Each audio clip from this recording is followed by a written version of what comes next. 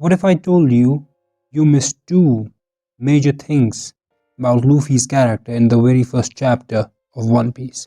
When talking about East Blue of One Piece, it's a good start to a mammoth of a story that One Piece is. And the great thing about East Blue is it gets better in retrospect.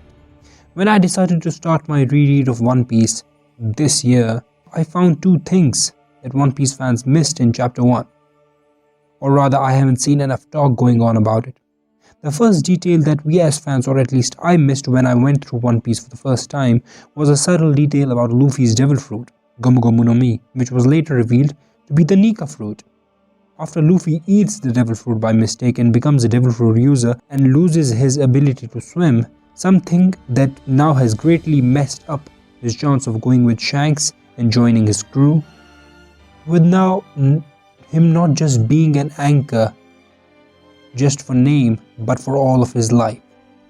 But the first panel we see of Luffy after he eats his devil fruit and now knows the detriment the fruit has caused him is not of sadness but happiness. With when the villagers ask Luffy about his fruit and now how he plans to become a pirate, Luffy's reply indicates the very nature of Joy Boy, of Sun God Nika, of what the Nika devil fruit represents and does to people.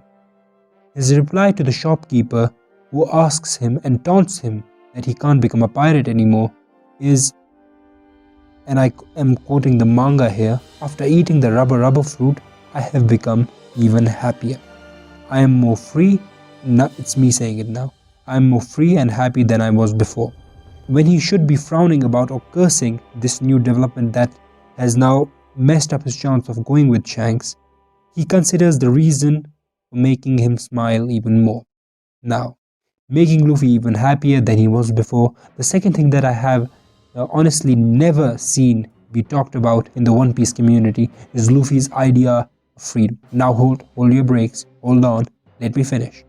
What I mean is, I have seen Luffy's idea of freedom be talked about and analyzed endlessly on YouTube, but not the panel Oda first mentions it on. You see, Oda is not one of those writers who will be like, "Hey, I teased this, I foreshadowed this, I'm a genius." He's not that kind of a writer.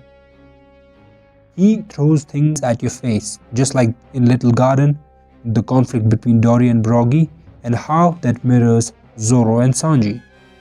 My own theory of why a character who possesses the will of D follows the path that he follows is so that he can attain freedom on that path.